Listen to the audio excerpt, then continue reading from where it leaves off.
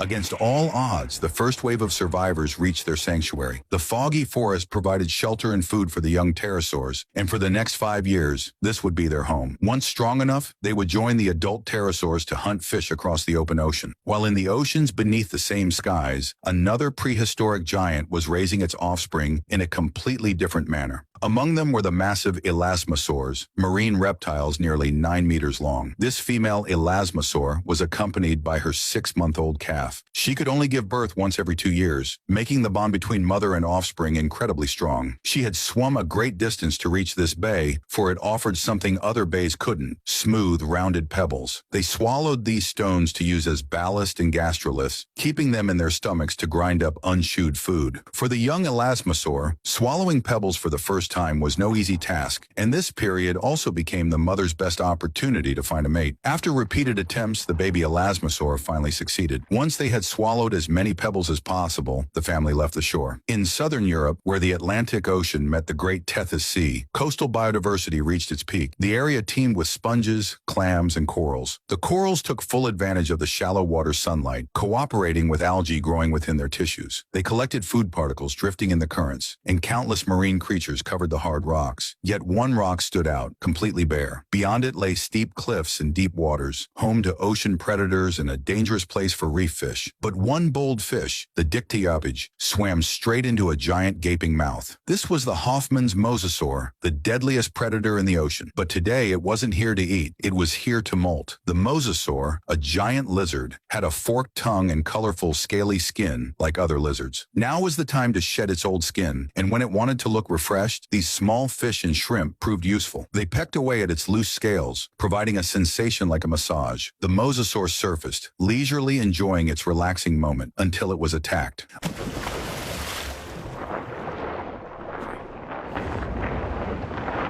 A younger mosasaur had come to challenge its territory. Though the older mosasaur weighed over 15 tons and was larger, its rival was more agile. When equally matched, the battle would be fierce. The older male mosasaur quickly surfaced for air, now gaining the upper hand. All it had to do was drag its opponent into the deep to drown it. In the end, the older male mosasaur emerged victorious, successfully defending its domain. As night fell, an unprecedented light show began. Glowing ammonites slowly rose from the ocean depths. Ammonites were mollusks, related to octopuses and squid. These ammonites were no larger than a human palm. For weeks they had gathered in the deep coastal waters, using their lights to attract plankton as food. But tonight the lights served a different purpose. They had been drawn to the surface to reproduce. Soon thousands of ammonites in each cluster touched one another, creating waves of bioluminescence. Ammonites had complex nervous systems controlling their light-producing cells, called photocytes. Male ammonites jostled around larger females, letting them determine the most suitable mate. When pairs intertwined, they performed synchronized light displays. If a male couldn't match the female's rhythm, his courtship would be rejected. But some pairs achieved perfect harmony. After success, the female ammonite would move to shallow waters to spawn. Like most cephalopods, reproduction marked the final chapter of their short lives. By morning, the lights dimmed and faded. This magical night would be their last. Back in the shallow seas of Zealandia, large groups of elasmosaurs gathered. Propelled by their flippers, they moved almost effortlessly, finding schools of fish that gathered here in summer. They occasionally surfaced to take deep breaths before diving again. But one female elasmosaur wasn't swimming as gracefully as usual. She and her 2-year-old calf lagged behind the group, struggling to keep up. Just then, a deadly hunter appeared, the Hoffman's mosasaur. The unwell female elasmosaur was a tempting target. Diving deeper might give her a chance to survive. Meanwhile, her calf tried to distract the mosasaur, an incredibly dangerous move, but one meant to buy time for its mother. They weren't entirely alone, however. These elasmosaurs might have been related by blood, as they swiftly surrounded the mosasaur and drove it away, successfully protecting the mother. The reason for her pain? She was pregnant. After a 1.5 years of pregnancy, the baby elasmosaur was finally born. Measuring over 3 meters long, nearly half the mother's length, it might have been one of the largest newborns in history. Now it needed to swim to the surface for its first breath. This young elasmosaur could live up to 80 years, and with its family's support, it would grow into the next great predator. Leaving the ocean, we now arrive in a scorching desert where giant dinosaurs battle for mates. On this ancient planet from 66 million years ago, what incredible stories will they bring? Follow me as we continue exploring the prehistoric world.